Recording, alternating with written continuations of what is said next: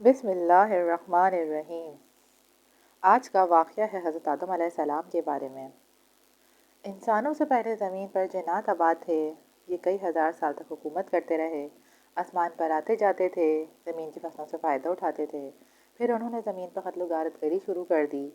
ان کی خون ریزی کی وجہ سے اللہ تعالیٰ نے فرشتوں کو حکم دیا، جنات کو زمین سے دور کر دو تاکہ ان کے فساد سے زمین پاک ہو جائے۔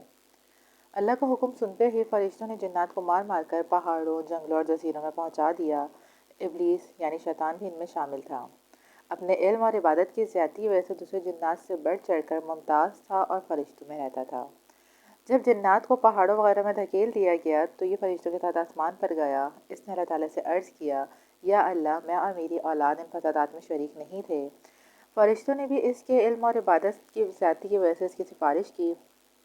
اس طرح یہ فرشتوں کی مار سے محفوظ رہا اور اسے جنگلوں اور پہاڑوں کی طرف نہ دھکیلا گیا۔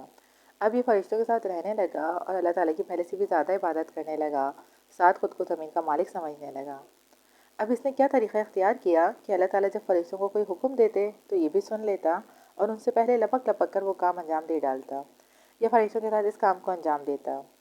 اس طرح آسمان میں فرشتوں کے درمیان اس کی قدر میں اضافہ ہو گیا۔ ان حالات میں یہ امید کرنے لگا کہ اللہ تعالیٰ سے زمین میں اپنا خلیفہ مقرر کر دیں گے۔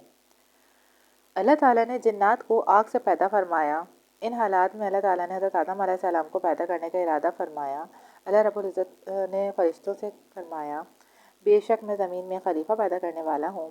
اللہ رب العزت کا یہ اعلان سن کر فرشتوں نے جان لیا کہ حضرت آدم علیہ السلام اللہ کے برگزیدہ بندے ہوں گے۔ ان کی پیدائش سے پہلے ہی منع کر دی گئی ہے، اور یہ کہ وہ اللہ کے نائب ہوں گے۔ یہاں تک تو انہوں نے کچھ نہ کہا، لیکن جب انہیں معلوم ہوا کہ حضرت آدم علیہ السلام کی خمیر میں حسرت اور غصہ وغیرہ رکھے گئے ہیں تو انہوں نے کہا، الہی، ایسے شخص کو خلیفہ بنانے کی کیا ضرورت ہے؟ تیری تسبیح کے لیے ہم فرشتے موجود ہیں۔ یہ زمین میں فساد کرے گا، خون بہائے گا، اور ہم تیری تسبیح کرتے ہیں، تیری پاکیزگی بیان کرتے ہیں۔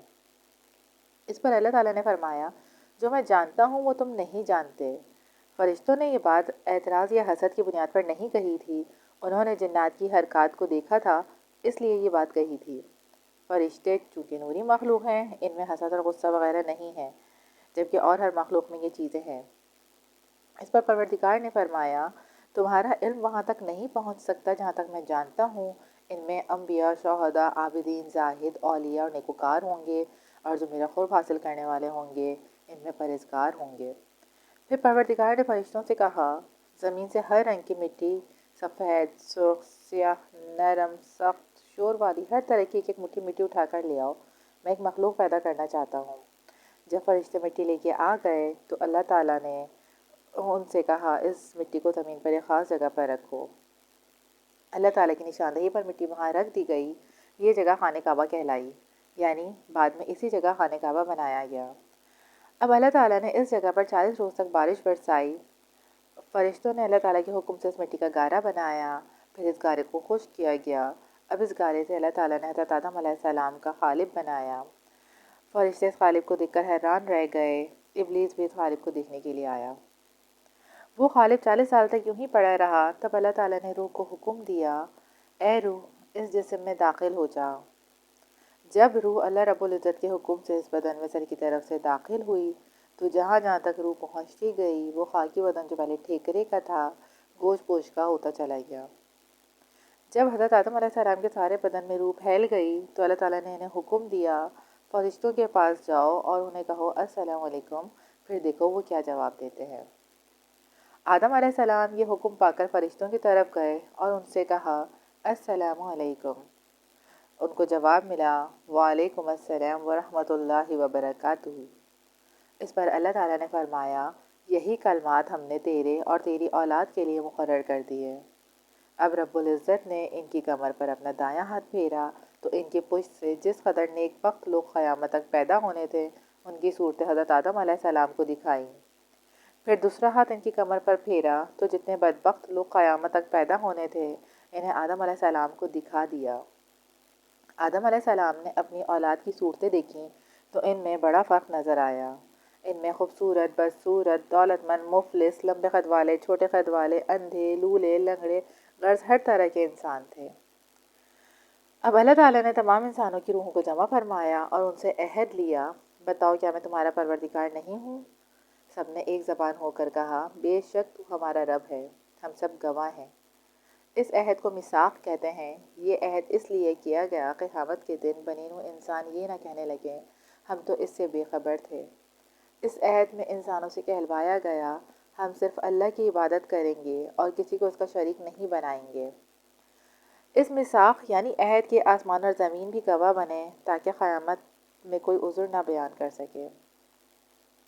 جب حضرت آدم علیہ السلام پیدا ہو گئے تو انہیں تمام چیزوں کا علم دیا گیا، چیزوں کی خاصیتوں کا علم دیا گیا۔ یہ علم نہ دیا جاتا تو وہ زمین پر اللہ تعالیٰ کے خلیفہ ہونے کا حق ادا نہ کر پاتے۔ اللہ تعالیٰ قرآن کریم میں فرماتے ہیں، اور اللہ نے چیزوں کے نام آدم کو سکھا دیے، پھر وہ چیزیں فرشتوں کے سامنے رکھیں، پھر ان سے فرمایا اگر تم سچے ہو تو ان چیزوں کے نام بتاؤ۔ فرشتے جواب نہ دے سکے کیونکہ بشری ضروریات کا انہیں کچھ علم نہ تھا، نہ انہیں ان چیزوں کے بارے میں بتایا گیا تھا۔ لہٰذا انہوں نے کہا، آپ کی ذات پاک ہے، ہمیں نہیں معلوم مگر اسی قدر جتنا آپ نے ہمیں سکھایا ہے، بلا شبہ آپ بڑے علم والے اور حکمت والے ہیں۔ اب اللہ تعالیٰ نے حضرت آدم علیہ السلام سے فرمایا، اے آدم تم ان چیزوں کے نام بتاؤ۔ آپ نے تمام چیزوں کے نام اور ان کی خصوصیات بتا دیں۔ تب پروردگار نے فرمایا، میں نے تم سے کہا نہیں تھا کہ میں آسمانوں اور زمینوں کی تمام پوشیدہ چیزوں کو جانتا ہوں، اور جو کچھ تم ظاہر کرتے ہو اور جو کچھ تم پوشیدہ رکھتے ہو سب مجھے معلوم ہے۔ اب جب اللہ تعالیٰ نے آدم علیہ السلام کی برتری فرشتوں پر ثابت کر دی تو فرشتوں کو آدم علیہ السلام کی تعظیم بجا لانے کا حکم دیا۔ اللہ تعالیٰ نے فرمایا، آدم کے لیے سجدہ کرو۔ بس سب نے سجدہ کرا مگر شیطان یعنی ابلیس نے انکار کیا۔ اس پر اللہ تعالیٰ نے فرمایا، اے ابلیس تو نے سجدہ کیوں نہیں کیا؟ ابلیس نے جواب دیا، میں آدم سے بہتر ہوں، مجھے آگ سے پیدا کیا گیا اور اسے مٹی سے۔ اس نے غرور کیا، اللہ تعالیٰ کا حکم ماننے سے انکار کیا، چنانچہ کافروں میں سے ہو گیا۔ اللہ تعالیٰ نے اس سے فرمایا، نکل جا اس جگہ سے، تجھ پر قیامت تک لعنت ہے۔ یہ حکم سن کر شیطان نے کہا، اے میرے رب مجھے قیامت کے دن تک موت نہ آئے، میں موت کی سختی سے بچا رہوں۔ اللہ تعالیٰ نے اس سے فرمایا، بے شک میں نے تجھے قیامت کے دن تک ڈھیل دی۔ جب اللہ تعالیٰ نے اس سے یہ وعدہ فرما لیا تو اس نے کہا، قسم ہے تیری عزت کی، میں ان سب کو گمراہ کروں گا، لیکن جو تیرے خاص بندے ہوں گے جن پر تیری رحمت ہوگی وہ مجھ سے بچ جائیں گے۔ اس پر اللہ تعالیٰ نے فرمایا، میری بات بھی سچی ہے، میں سچ کہتا ہوں اور ہمیشہ سچ کہا کرتا ہوں، بے شک میں دوزخ کو تجھ سے اور تیرے ماننے والوں سے بھر دوں گا۔ اللہ تعالیٰ نے اس سے یہ بھی فرمایا، تو نے میرے حکم کی مخالفت کی، اب تو ہمیشہ لعنتی رہے گا۔ شیطان پر پھٹکار ڈالنے اور حضرت آدم علیہ السلام کا علم ظاہر ہونے کے بعد ان پر اونگ ڈال دی گئی۔ پھر اللہ تعالیٰ نے ان کی بائیں پسلی سے حضرت حوا کو پیدا کیا۔ اب ان دونوں کو حکم ہوا، اے آدم تم اور تمہاری بیوی جنت میں رہو اور جہاں سے چاہو خوب کھاؤ پیو، بس ایک درخت کے قریب نہ جانا ورنہ تم ظالموں میں سے ہو جاؤ گے۔ یہ بھی دراصل ایک امتحان تھا۔ اس طرح دونوں جنت میں رہنے لگے۔ ادھر ابلیس بہت بے چین تھا، وہ بہت حسد محسوس کر رہا تھا۔ آخر وہ جنت میں داخل ہوا اور ان دونوں کے سامنے گیا، پھر ان سے کہنے لگا، تم جانتے ہو تمہارا کیا انجام ہوگا؟ آخر کو تمہارے لیے موت ہے۔ حضرت آدم علیہ السلام نے پوچھا، موت کیا چیز ہے؟ اس سوال کے جواب میں شیطان نے موت کی کیفیت بتائی۔ اس کیفیت کو سن کر دونوں کو بہت خوف محسوس ہوا۔ اب شیطان کہنے لگا، ایسی کیفیت سے محفوظ رہنے کے لیے اس درخت کا پھل کھانا ہوگا، پھر تم پر موت نہیں آئے گی۔ اسی درخت کا پھل کھانے سے اللہ تعالیٰ نے روکا تھا، اسی لیے حضرت آدم علیہ السلام نے اس کا پھل کھانے سے انکار کر دیا۔ اس پر شیطان نے قسم کھا کر کہا، بے شک میں تمہارا خیر خواہ ہوں۔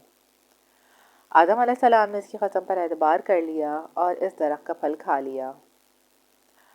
اس وقت اللہ تعالیٰ نے فرمایا، اے آدم میں نے تمہیں جنت بخش دی تھی، صرف ایک درخت کا پھل کھانے سے منع کیا تھا، اب تم یہاں سے زمین پر اتر جاؤ، وہاں ٹھہرو۔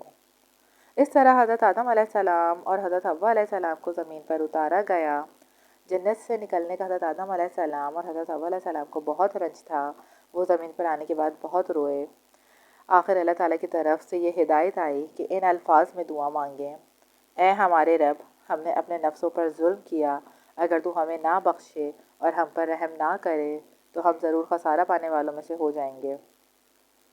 حضرت عمر رضی اللہ تعالیٰ عنہ سے روایت ہے، حضور پاک صلی اللہ علیہ وسلم نے ارشاد فرمایا، آدم علیہ السلام سے جب گناہ سرزد ہوا اور اللہ تعالیٰ کا عذاب نازل ہوا تو توبہ کے سلسلے میں بہت پریشان تھے۔ ایسے میں انہیں یاد آیا کہ جس وقت اللہ تعالیٰ نے انہیں پیدا کیا تھا تو اس وقت انہوں نے اپنا سر عرش عظیم کی طرف اٹھایا تھا۔ آپ نے وہاں لکھا پایا تھا لا الہ الا اللہ محمد الرسول اللہ۔ تب آپ نے حضور پاک صلی اللہ علیہ وآلہ وسلم کے واسطے سے دعا کی۔ اللہ تعالیٰ نے جاننے کے باوجود پوچھا آپ کو ان کے بارے میں کیسے معلوم ہوا؟ جواب میں آدم علیہ السلام نے فرمایا میں نے پیدا ہونے کے بعد عرش عظیم پر آپ کے نام کے ساتھ ان کا نام دیکھا تھا۔ اللہ تعالیٰ نے فرمایا محمد صلی اللہ علیہ وآلہ وسلم تیری اولاد میں سب سے آخری نبی ہوں گے۔ حضرت عائشہ صدیقہ رضی اللہ تعالیٰ عنہ فرماتی ہیں کہ حضرت صلی اللہ علیہ وآلہ وسلم نے فرمایا آدم توبہ کے وقت کعبہ کے سامنے کھڑے ہوئے، پھر 2 رکعت نماز ادا کی، پھر دعا کی تو پروردگار عالم نے اس کی دعا قبول کر لی اور فرمایا میں نے تجھے بخش دیا۔ اس وقت بی بی حوا جدہ میں تھیں۔ حضرت آدم علیہ السلام توبہ قبول ہونے کے بعد میدان عرفات میں آئے۔ حضرت حوا بھی وہیں آ گئیں۔ رنج اور غم اور مسلسل رونے کی وجہ سے ان کے رنگ سیاہ ہو گئے تھے، ایک دوسرے کی پہچان تک نہ رہی تھی۔ حضرت جبرائیل علیہ السلام نے تعارف کرایا اور اسی لیے اس میدان کا نام میدان عرفات مشہور ہو گیا۔